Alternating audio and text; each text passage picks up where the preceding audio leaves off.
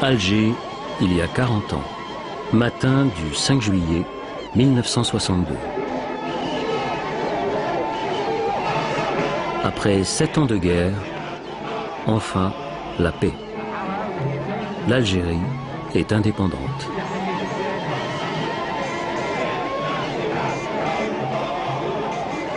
Un jour si attendu. C'est quelque chose d'absolument extraordinaire, de passer d'un système à un autre, de participer à la libération de son pays à un âge où normalement on doit poursuivre ses études, avoir une vie normale, tranquille, calme, etc. Finalement, c'est l'aventure dans l'aventure. On était tous jeunes à l'époque, on n'avait pas d'expérience. Il y a beaucoup de gens qui disent, nous on a vaincu l'armée française. Moi j'ai dit ce n'est pas vrai. Nous, on a obtenu uniquement notre droit en tant qu'être humain à vivre dans une petite démocratie d'abord. Hein. Parce qu'on n'a pas de démocratie, c'est un autre problème. Combattant sans visage de la première heure de la guerre d'indépendance, chef historique mythique de l'insurrection contre la France, responsable du FLN à l'intérieur comme à l'extérieur de l'Algérie, ils étaient jeunes, ils avaient tous entre 20 et 30 ans.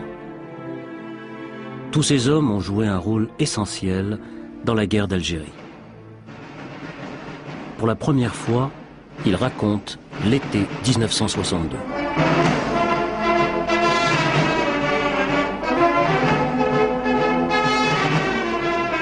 L'été 1962, les joies de l'indépendance et les luttes pour le pouvoir.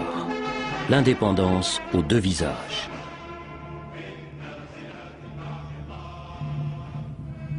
Trois mois plus tôt, mars 1962. La guerre dure depuis 7 ans. En Algérie, les maquis de l'intérieur, divisés en 6 régions, qu'on appelle wilayas, sont isolés et terriblement décimés. Moins de 1 survivant sur 3.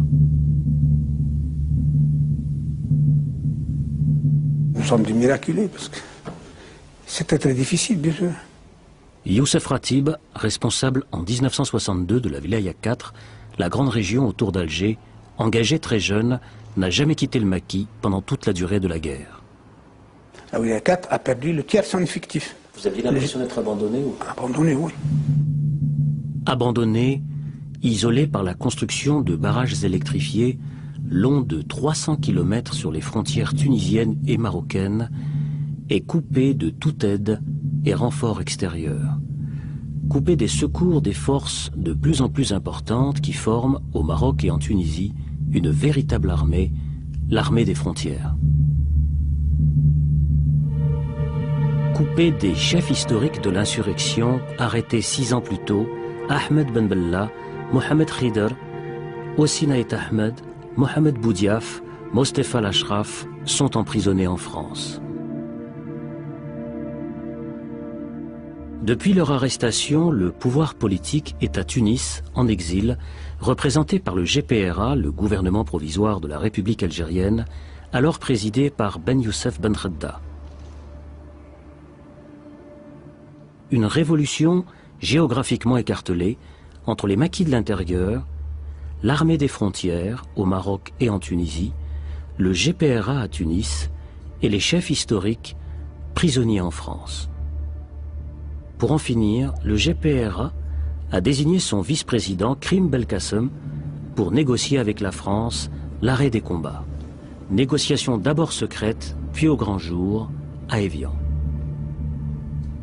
Louis Jox pour la France, Krim Belkacem pour le GPRA, négocie le départ de l'armée française, le statut de la minorité européenne, le sort des harkis et enfin le destin du Sahara et des gisements pétroliers. Pour nous, les négociations d'Évian, une bonne partie des négociations d'Évian, c'était un peu secret.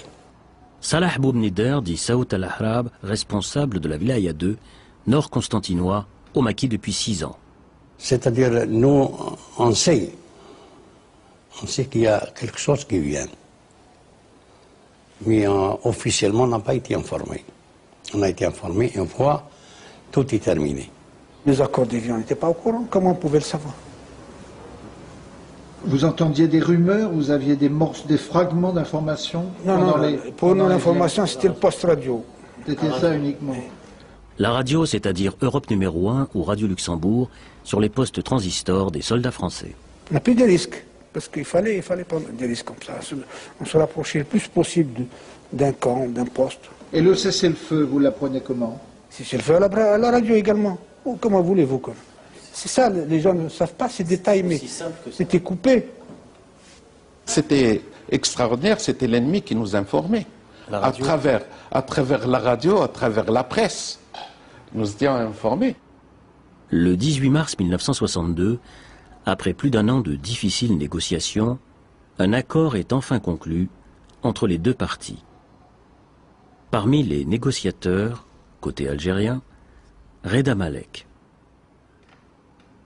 Pendant toutes ces négociations, qu'elles soient secrètes ou publiques, on ne s'est jamais touché la main. Avec les délégués français, oui. Jamais. Parce que nous étions en guerre. Le 18 mars, à 17h, Jox a fait un discours pour la coopération, la réconciliation entre les deux pays. Et c'est à ce moment-là qu'il s'est levé et qu'il a touché la main des délégués algériens. Et qu'il y a eu une photo qui a été prise. Parce que pendant toutes ces négociations, il n'y a jamais eu de photographe. Même public, ces négociations étaient connues, etc.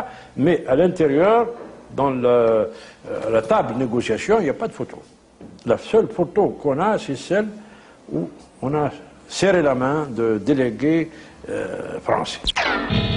Ici Évian, eh bien ça y est, la guerre est finie, la paix est signée à Évian. Il y a quelques minutes à peine, les hélicoptères ayant à leur bord les membres de la délégation algérienne sont repartis.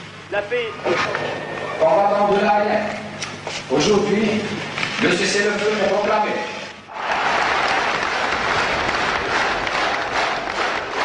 J'étais à Tunis, à l'annonce du cessez-le-feu.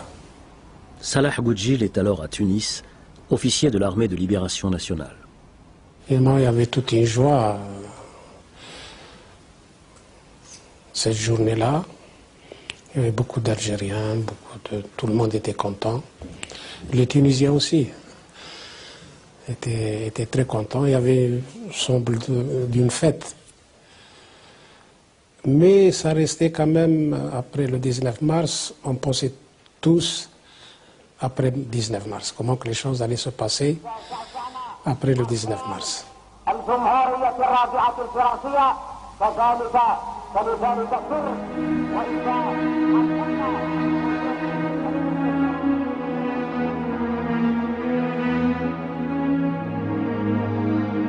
Après la signature des accords d'Évian, les frontières s'ouvrent.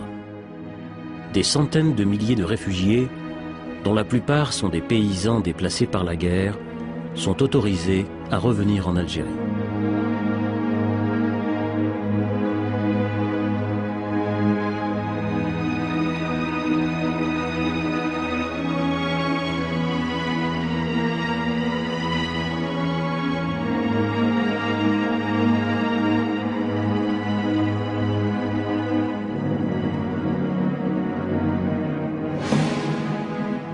Parmi eux, après 7 ans d'exil, Abderrazak Bouhara.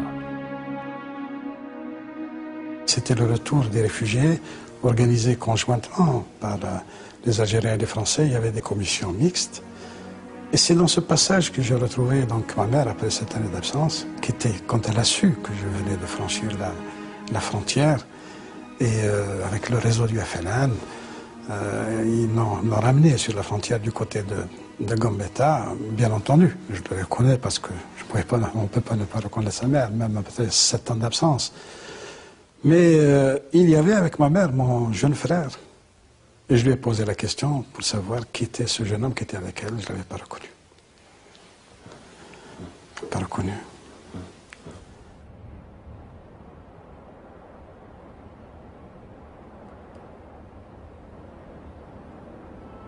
Des zones entières ont été interdites aux Algériens pendant la durée du conflit.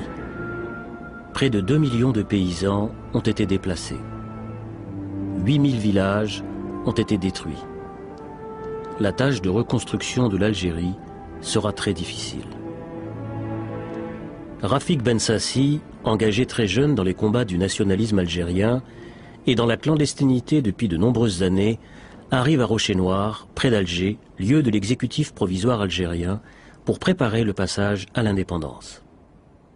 J'étais envoyé par le colonel Karim Belkacem, qui à l'époque assurait la fonction de président du comité de guerre. Et moi j'avais appartenu à son cabinet militaire, qui m'occupait du renseignement et d'autres choses aussi. Et donc vous avez été envoyé à Rocher-Noir, à l'exécutif provisoire. Oui. Pour préparer le passage à l'indépendance? Préparer un peu ça, mais c'est surtout pour la lutte anti-OAS. Il fallait mettre en place des commandos à partir des éléments qui rentraient de l'ex-fédération de France et qui venaient des commandos de l'ALN, pour préparer un embryon de police et de gendarmerie algérienne, et en même temps passer à la phase finale de la lutte anti-OAS avec les commandos des services spéciaux français aussi qui ont participé. La guerre n'est pas finie. Au nom de l'Algérie française, l'OAS plastique et assassine. Politique du chaos et de la terre brûlée. Est-ce que l'OAS avait songé à s'approcher de Rocher-Noir? Ils ont fait exploser plusieurs bombes à l'intérieur de la cité administrative. C'était truffé, hein. Il y avait beaucoup de sympathisants de l'OAS. Donc c'était une espèce de coexistence un peu bizarre, mais bon, ça fonctionnait comme ça. Violence, assassinat, destruction, affrontements, l'Algérie semble plongée dans le chaos. Se sentant abandonnés, sans protection, livrés à eux-mêmes, les Européens d'Algérie, ceux que l'on appellera plus tard les Pieds Noirs, décident de quitter en masse le pays.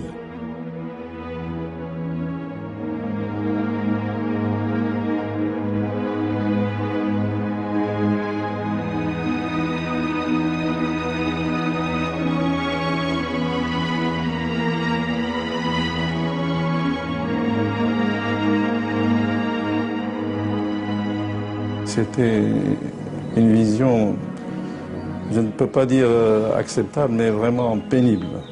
Toutes ces familles complètement abandonnées pratiquement, laissées à elles-mêmes, avec des enfants, des femmes.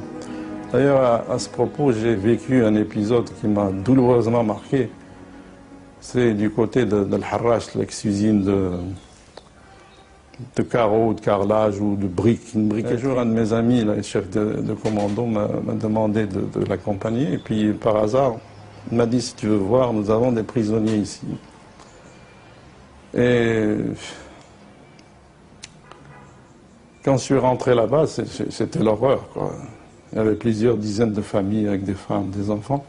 Ils étaient en règle générale kidnappés quand ils allaient sur la route de Mise en Marche. Ils étaient arrêtés par qui? Il y avait des désirs de vengeance, il y avait du gangstérisme, il y avait de la stupidité. C'était des Européens? Oui, pour la plupart, oui. Qui avaient été enlevés avec des femmes, des enfants, des vieillards, etc. Alors, moi, j'ai pris sur moi la décision d'alerter immédiatement le commandant Ousdiq Omar, qui a alerté le commandant Azdin. Et par la suite, tout le monde a été libéré et escorté jusqu'à Maison-Blanche.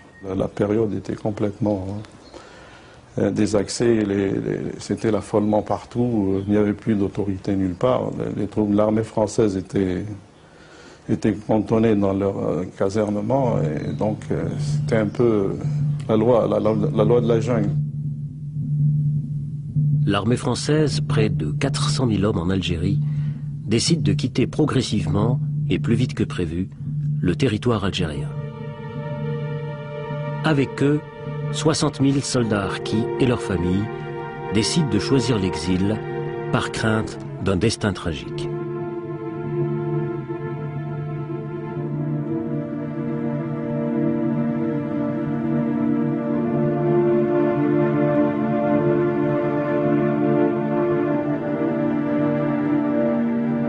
L'armée française, tout de même, c'était une armada qui était en Algérie. Dans les accords, on avait prévu qu'il fallait les ramener à 80 000 hommes au bout d'une année après l'autodétermination. Et ensuite, procéder à l'évacuation définitive dans un délai de 24 mois. En fait, oui, c'est-à-dire 3 ans, c'est toujours les 3 ans dont on avait parlé pour les droits des Européens. Eh bien, ce qui s'est passé, c'est que finalement, l'armée française a quitté l'Algérie totalement, avant une année, après l'autodétermination.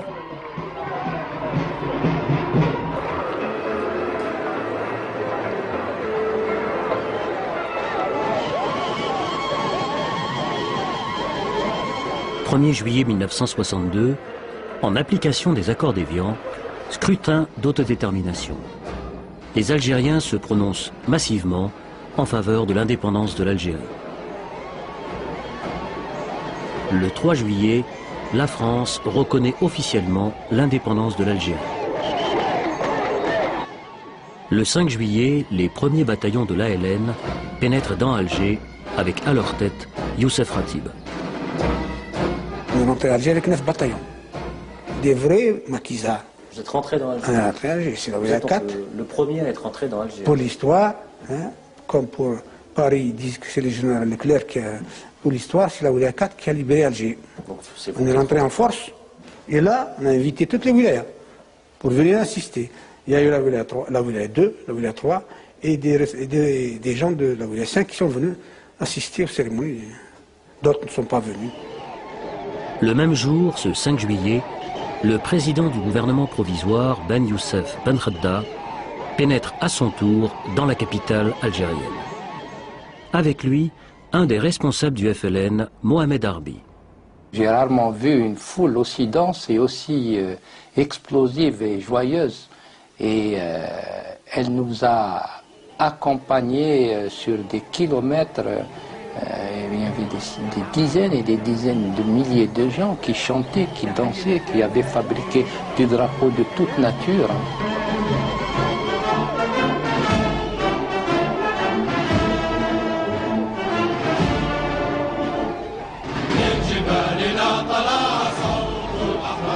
De retour également avec le GPRA, Hossein Ait Ahmed, leader historique de l'insurrection contre la France, est libéré depuis peu après 6 années d'emprisonnement.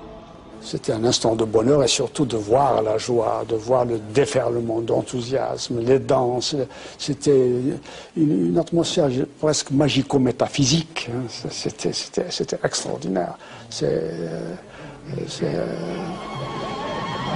surréaliste de voir des femmes enlever leur voile, se mettre en jupon, aller embrasser les hommes.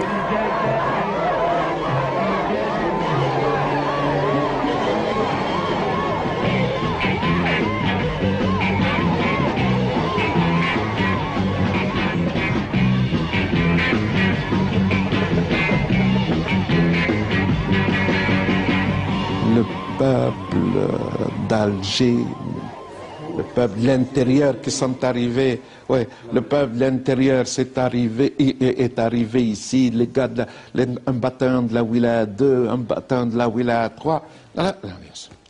Le peuple, pendant 3 jours, la fête, le 4e jour, Ben Khadda m'a dit qu'il faudrait que le peuple se mette au travail. Il a pris la parole au niveau de la Wilaya, il a dit demain, il faut retrousser les manches, il faut aller travailler. Le lendemain, tout le monde s'est mis au travail. Ce capital-là, on aurait pu faire de ce capital quelque chose de merveilleux.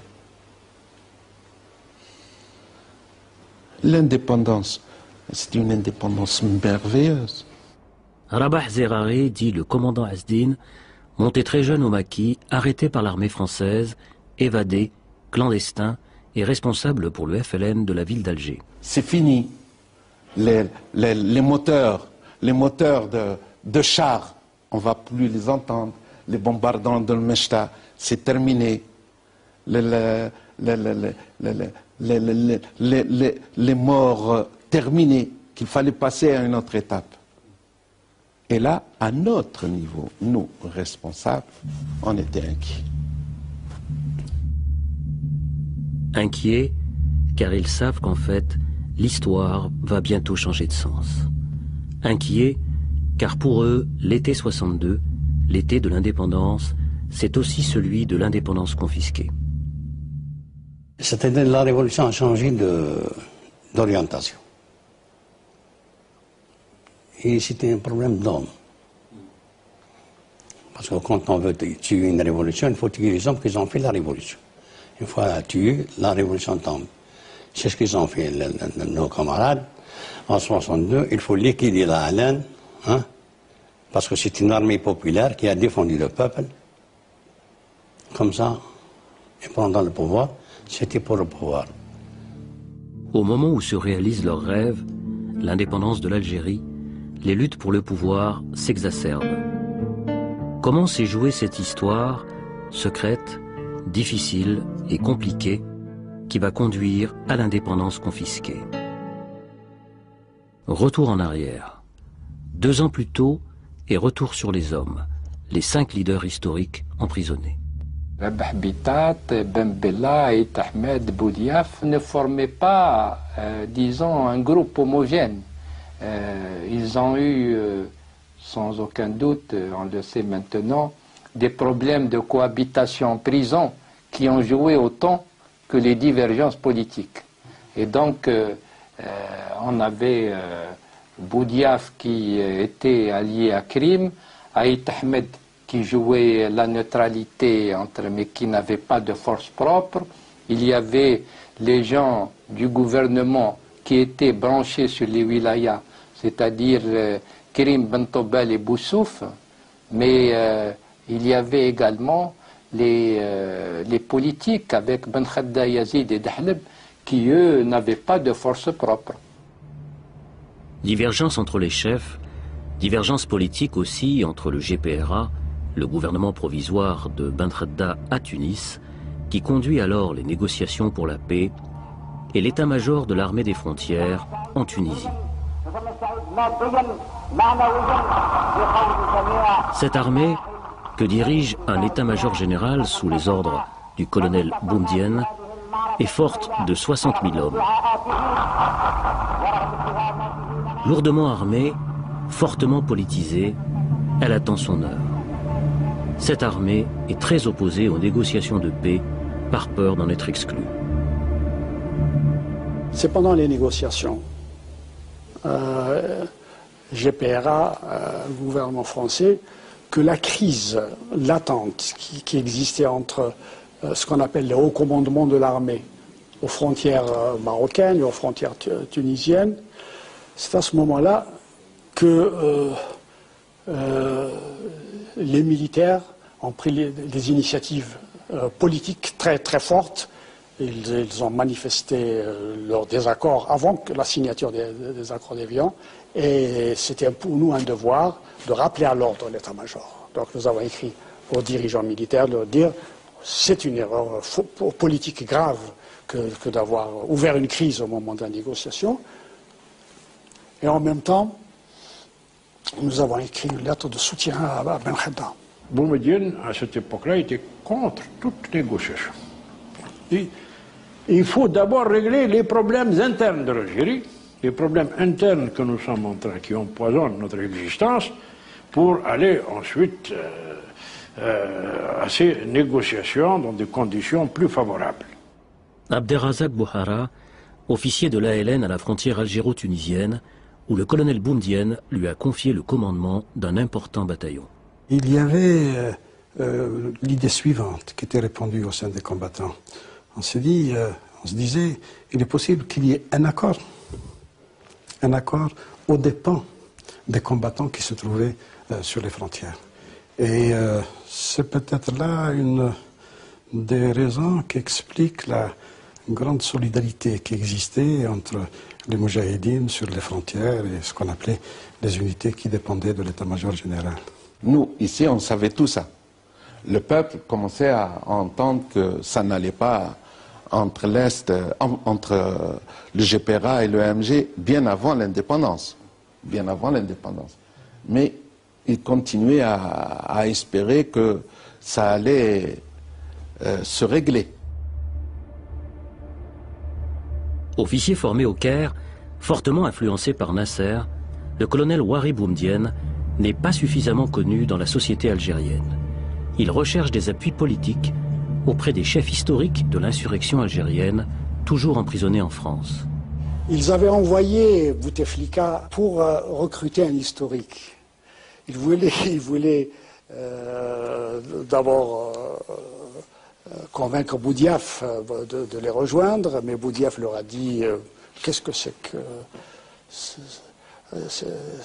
cette initiative que vous prenez au moment des élections, vous divisez le pays, au moment où il fallait être sur une position de force dans la négociation.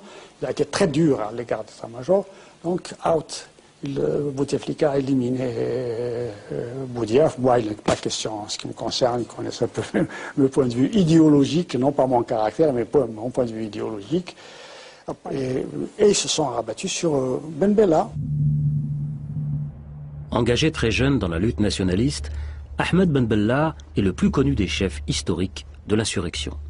Sans Ben Bella, je ne pense pas que l'état-major de Ghardemao aurait pu réellement s'imposer. Il avait besoin d'une tête politique qui passe, et Ben Bella passait depuis des années comme étant le leader politique du front. Alors, sous la bannière de Ben Bella, l'état-major pouvait se placer. C'était la lutte pour le pouvoir qui avait commencé déjà lorsque les 5 étaient en prison, dont le président actuel Bouteflika servait d'agent de liaison.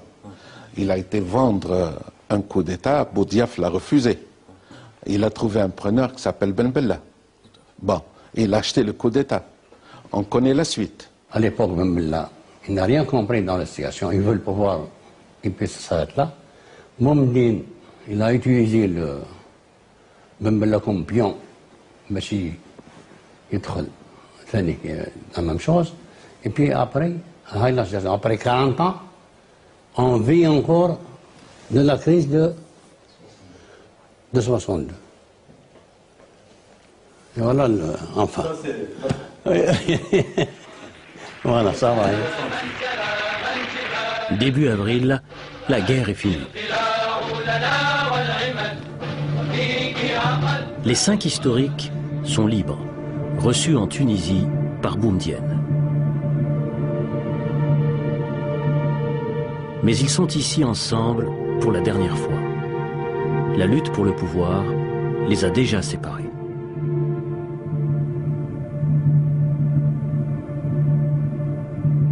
Vous savez, personnellement, j'ai fait des efforts pour que nous rentrions unis.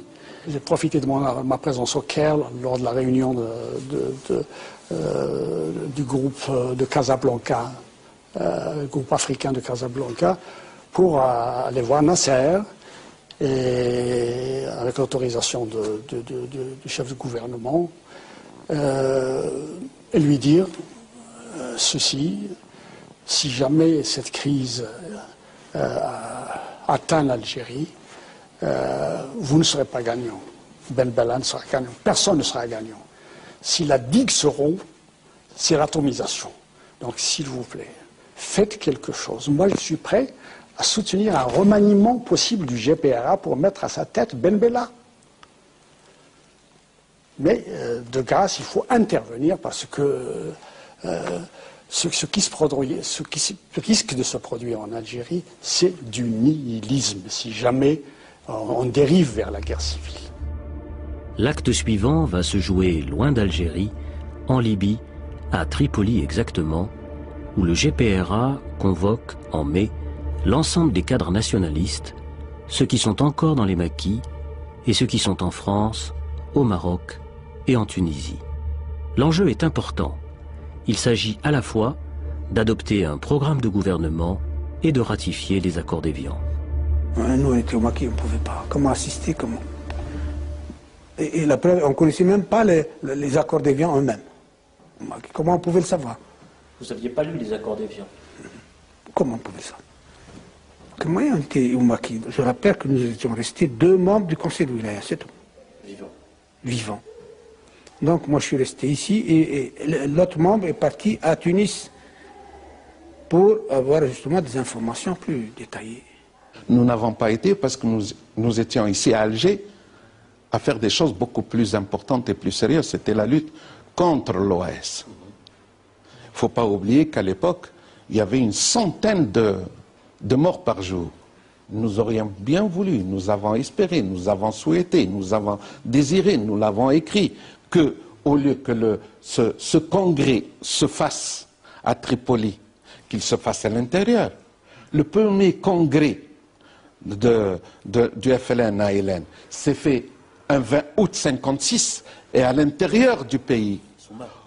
Oui, pourquoi le deuxième congrès, alors que nous sommes indépendants, ne se ferait pas à l'intérieur, avec les dirigeants cooptés, tels que moi, tels que Ami Salah et les autres, bien sûr qu'ils assistent, élargis aux cadres qui ont été formés par la Révolution. Personnellement, j'étais contre la réunion du Conseil national de la Révolution à Tripoli, parce que pour moi, ce qui était important, c'est d'envoyer tous les cadres disponibles à l'intérieur du pays. Il y avait la lutte contre l'OAS, et une fois en Algérie, créer les conditions pour une préparation démocratique du congrès du FLN. C'était ça ma vision. Je m'étais opposé, mais minoritaire. Malgré tout, le Conseil national de la Révolution algérienne s'ouvre à Tripoli fin mai. Pourquoi Tripoli? Raison toujours inconnue aujourd'hui. Par sécurité et par crainte de l'OAS, aucune photo, aucune image n'a été prise de cet événement. Avec les accords de cessez-le-feu, le Conseil doit aussi adopter un programme de gouvernement. Nous, on a été à Tripoli, convoqués à Tripoli pour ratifier les accords d'Évian. Alors, quand ça a passé devant le Conseil de la Révolution, tout le monde a voté pour, à l'exception de 3 personnes. Boumdine, Nasser, colonel Nasser, ou Guy Slimane. Hein? Je ne sais pas exactement, alors ils ont voté contre. Quand on a dit pourquoi vous votez, parce que vous avez vendu l'Algérie à la France. Ah bon? Je dois dire en passant que la critique des accords d'Évian a été faite par les négociateurs eux-mêmes. Ben Yahya et moi, nous étions dans cette commission et nous avons donné les faiblesses et les concessions qu'on était amenés de faire parce que ce qui nous intéressait, c'était d'installer un gouvernement sur le sol national. Sur le fond, tout le monde était d'accord. Comment organiser un État, quelle est l'orientation économique, quelle est l'orientation sociale, tout le monde était d'accord sur le programme. Il a été voté à l'unanimité. Il a été voté à l'unanimité. C'est important de dire à l'unanimité parce que ce qui va suivre après. Ali Haroun, membre de la direction de la Fédération de France du FLN, témoin privilégié de ce moment. Si vous vous reportez à la presse ou aux déclarations des uns et des autres, on va vous dire les uns sont les vrais révolutionnaires, les autres sont les contre-révolutionnaires. C'est pas vrai. C'est pas vrai parce que la plateforme a été votée à l'unanimité. Donc c'est pas un conflit idéologique. Alors, on a adopté la plateforme. Et après l'adoption de la plateforme, de notes folkloriques, Ferhat Abbas crie, il dit ça, c'est du communisme mal digéré. Il a voté quand même. Et Mohamed Saïd, il a dit Heil Hitler. Lorsque le vote à l'unanimité a été proclamé, il a dit Heil Hitler. Donc, le vote a lieu à l'unanimité, et puis, à ce moment-là, il y a suspension de séance, et on dit, maintenant, nous allons entamer le deuxième point de l'ordre du jour, qui est la désignation de ce qu'on appelait l'idara en arabe, c'est-à-dire l'administration, c'est-à-dire le bureau, en fait le bureau politique. C'est au moment de la constitution du bureau politique qu'il y a eu un différend. C'est sur les hommes. Sur les hommes, voilà. L'ambiance étant surchauffée, des mots très regrettables ayant été prononcés par certains, et l'atmosphère chauffant de plus en plus, Omar Boudaoud dit « S'il vous plaît, silence, silence, je suspends la séance, on verra demain matin. » Et depuis, le CNRA ne s'est jamais retrouvé dans son intégralité. Donc, on n'a pas eu de vote, ce qui fait que nous sommes restés suspendus depuis. Il n'y a pas eu, sortant du CNRA de Tripoli, une direction qui était issue d'un vote où une majorité s'est prononcée régulièrement contre une minorité. Voilà ce qui s'est passé. La révolution algérienne, d'un coup, se trouve privée d'une représentation politique. Non. Disons, n'a plus de représentation acceptée par tous. Voilà. C'est là le malheur de l'Algérie actuelle. C'était le premier coup d'État, qui ne dit pas son nom. Et ils nous ont même collé la crise, en disant c'est une crise de wilayat. C'est faux. On s'entendait merveilleusement. La wilaya 1 s'entendait avec la 2, la 3, la 4, la 5, la 6, la zone autonome. Tout marchait très bien jusqu'à cette date-là de la réunion de Tripoli. C'est là où ils nous ont introduit, si vous voulez, le poison de la discorde. Discorde, mésentente, le programme de Tripoli est adopté à l'unanimité, mais les accords de cessez-le-feu ne seront pas respectés. Première entorse, le commandant Abderrazak Bouhara reçoit l'ordre de faire mouvement vers l'Algérie. Je fais partie de ceux qui ont violé les accords d'Évian. Parce que les accords d'Évian précisaient que les unités de la LN devaient rester sur place. Et moi, j'avais reçu un ordre pour franchir la frontière, pas tout seul, avec un peu plus d'une compagnie, pour établir une relation avec les responsables de la wilaya 1 et de ce qu'on appelait auparavant la base de l'Est, dans la région de Soukharas. C'est-à-dire établir des relations avec l'intérieur. J'ai franchi la frontière avec un laissez-passer du Croissant Rouge. Et je n'étais pas en tenue militaire, j'étais en tenue civile. Avec lui, Salah Goudjil, sous les ordres du colonel Ouari Boumdienne. On est rentré avec les réfugiés. En civil? En civil, oui. On est rentré, on n'était pas autorisé à rentrer en militaire, parce que là, il n'y avait pas encore un accord pour que la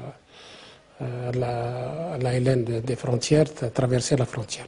L'accord, c'était simplement de dire que le cessez-le-feu, c'est fixer les deux armées dans les positions où elles se trouvaient à cette date du 19 mars.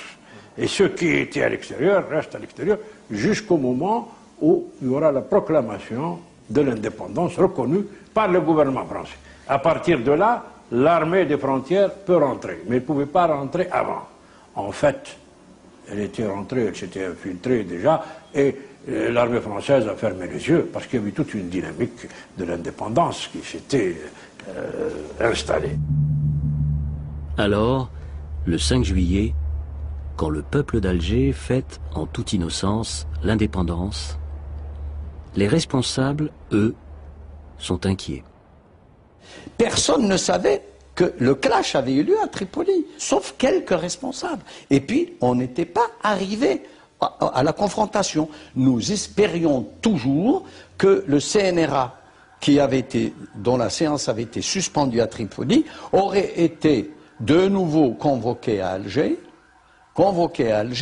et puis, comment dirais-je, qu'il aurait terminé sa mission. Et on aurait à ce moment-là élu un bureau politique qui soit l'émanation de l'ensemble des membres. On espérait qu'il allait se réunir jusqu'au jour où, le 22 juillet 1962, M. Ben Bella a déclaré à Tlemcen, le bureau politique, c'est moi. Voilà. Le 22 juillet. 22 juillet 1962. Entre-temps, l'armée des frontières commence à s'avancer. Le 24 juillet, ils sont devant Constantine. Khalfallah Abdelaziz est alors le responsable de la ville de Constantine.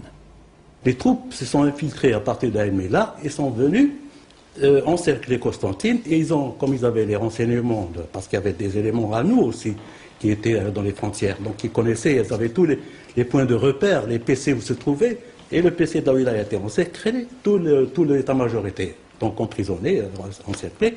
Et le PC de la Métara aussi, qui était sous ma responsabilité. Bon, il y avait aussi d'autres invités du GPA, comme Dr Bell, étaient encerclés. Beaucoup de gens étaient encerclés dans la nuit, et c'était fini. La prise de la Constitution s'est faite comme ça. Moi, j'ai pas été arrêté parce que j'ai pas passé la nuit là-bas, parce que j'étais trop ciblé. Donc, il y a eu des victimes ah oui, oui. On a tué le commandant de la caserne, Jouet, a été abattu. Abattu, oui. Froidement, quoi. Il y a eu 4 ou 5 morts. Certains responsables des maquis de l'intérieur, comme Salah Boubnider, tentent de s'opposer à ce coup de force, à cette avancée de l'armée des frontières. On a fait une réunion ensemble. Des responsables de wilaya. Des wilayas, voilà. Alors on a fait une réunion ensemble pendant 3-4 jours. On n'a pas trouvé une solution. Alors j'ai pris une décision, moi, enfin j'ai pris une décision, on a fait une proposition, Anna et Hassan, qu'on a prise. Sinon qu'on a libéré l'Algérie. On va partager le pouvoir en 2. Une partie qui va s'occuper de la haleine et de l'Assemblée, de l'organiser, et de la paix, et une partie qui va s'occuper du FLN et de la population aussi, pour les organiser, en attendant d'arriver voilà, au Congrès. Alors on a proposé la proposition, ça a été accepté par tout le monde.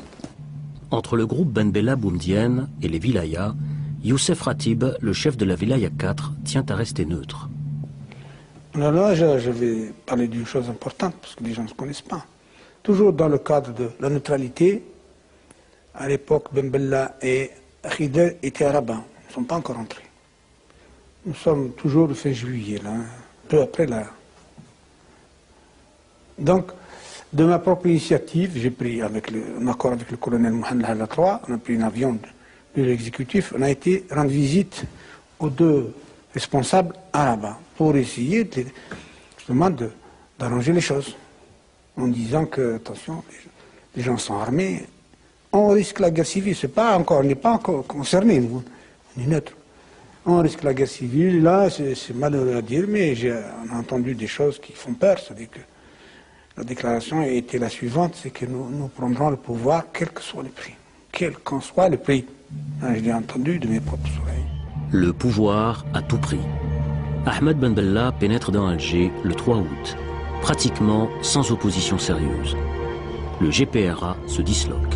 À partir du moment où c'est la force qui a primé, et il est là, il y a un bureau politique, on va le voir. Et on lui dit, bon, mais qu'est-ce que tu veux faire? La première des choses, il dit, remettez l'argent qui reste à un tel. On dit, très bien, cet argent n'est pas le nôtre. Hein. C'est les restes, c'était les cotisations, je crois, des 2 ou 3 derniers mois de la fédération, qui n'avaient pas eu le temps d'être transmises par la voie normale. Monsieur Ben Bella désigne quelqu'un qui part avec Omar Boudaoud en Suisse et il lui fait la passation des comptes, etc. Il obtient le quitus et puis nous ne sommes plus rien. C'est fini.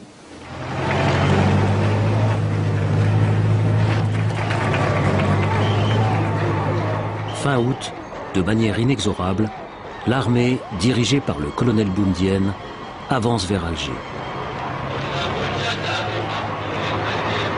Parallèlement à cela, les services de renseignement, qui étaient ce qu'on appelle la base d'Idouche, où il y avait des centaines d'universitaires qui travaillaient dans les laboratoires de la police politique, tous les agents de Boussouf sont rentrés par le désert sur Alger, de connivence avec l'armée. Donc c'est cet instrument, disons, politique dont disposait l'armée qui, en définitive, a facilité la prise d'Alger. Moi, je ne vous cache pas que, personnellement, moi, j'étais partagé. Il y avait tous les effets de cette politisation que nous avons eue du temps où nous étions sur la frontière, parce qu'il y avait des idées, il y avait une vision d'Algérie, on avançait déjà l'idée de la révolution populaire, les grandes transformations, nous allions œuvrer pour transformer, pour changer radicalement la situation des de la vie des paysans, des pauvres. C'est comme ça que nous concevions le socialisme. Donc, changer les choses, travailler pour les petites gens, essayer de payer une dette vis-à-vis des paysans qui nous ont hébergés, qui nous ont guidés. Ça, c'était... je pensais à ça, mais je pensais aussi à autre chose. Je me suis dit, moi, l'Algérie est indépendante, j'ai arrêté mes études. J'aimerais bien poursuivre mes études et j'aurais voulu, bien entendu, poursuivre mes études, mais le hasard en a décidé autrement. En l'absence d'un pouvoir politique stable, l'affrontement se dessine aux portes d'Alger entre anciens compagnons d'armes. Nous sommes dans une position défensive. Voyez-vous, dans toute cette Casbah, nous avons 1830 hommes armés en uniforme, sans compter les 2000 civils armés également, qui occupent toutes les terrasses. La Casbah est entre nos mains. Donc, on peut déclencher un mouvement et occuper Alger. Nous, on était neutres pour essayer d'éviter la crise, la guerre civile. Et petit à petit, on a été amené à nous opposer seuls au coup de force. On a dit, vous ne prenez pas le pouvoir par la force. Voilà les raisons essentielles. Ce sont des jours qu'on aimerait bien oublier, parce que si nous imaginions que nous allions tous rentrer à Alger, la main dans la main, avec un même cœur, et malheureusement, la politique a ses secrets, et nous aurions préféré voir autre chose. Ils sont venus, ils avaient un armement lourd, ils ont placé les canons, les canons, les trucs, ils ont tiré, mais ils n'ont pas pu avancer. C'est vers le 27 août. Il y a eu l'affrontement, 2 jours, et ensuite, parce qu'on a parlé quand même de 500 morts, 900 morts. Ça, je suis incapable. De notre côté, je peux témoigner, il y a peut-être une dizaine de morts, peut-être, pas plus. Dont un officier, un capitaine de la zone Palestrol. Il était blessé et achevé. Oui, c'est l'histoire. La confrontation entre des combattants de la Halane, c'est une chose qui fait très mal.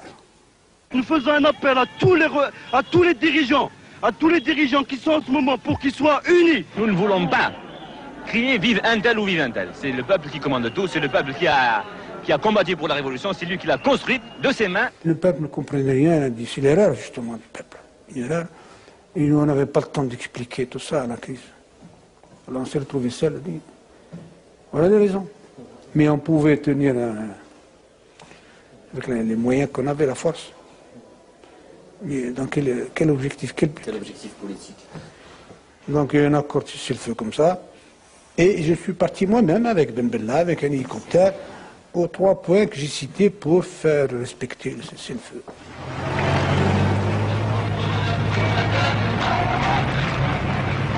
C'est fini. Début septembre, l'armée, emmenée par le colonel Boundienne, entre dans Alger pour rejoindre Ahmed Ben Bella. C'est le peuple qui est vainqueur. C'est ce que j'ai dit tout à l'heure, c'est le peuple qui a imposé la présence du bureau politique ici. Cela peut paraître paradoxal. Nous n'avons jamais eu une tête, une direction politique. La révolution algérienne a souffert constamment d'une méningite cérébrale, si l'on pourrait dire. C'est la première fois qu'il y a une autorité politique.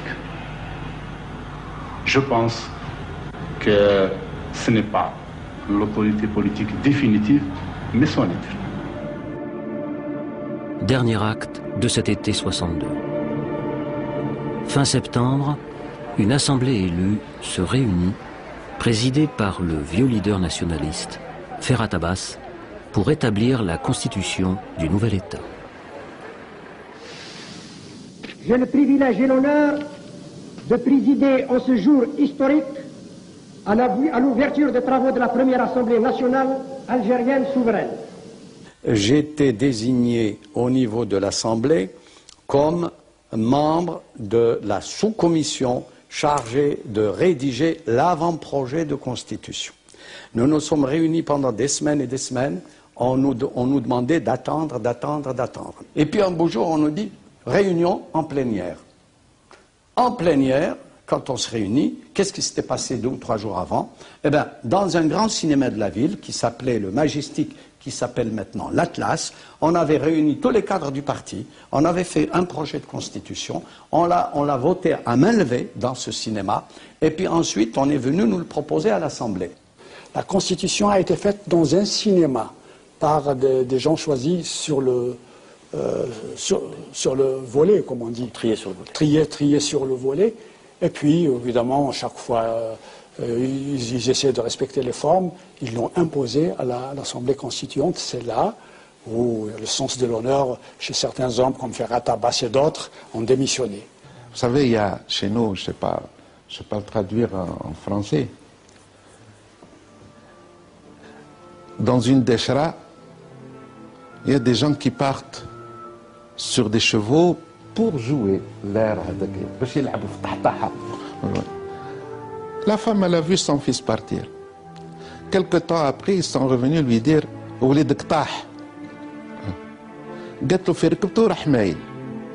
c'est-à-dire, à son départ, il est parti déjà. L'indépendance était mal partie. C'est-à-dire la révolution a changé d'orientation. Et puis après 40 ans, on vit encore de la crise de 62. Et voilà, enfin.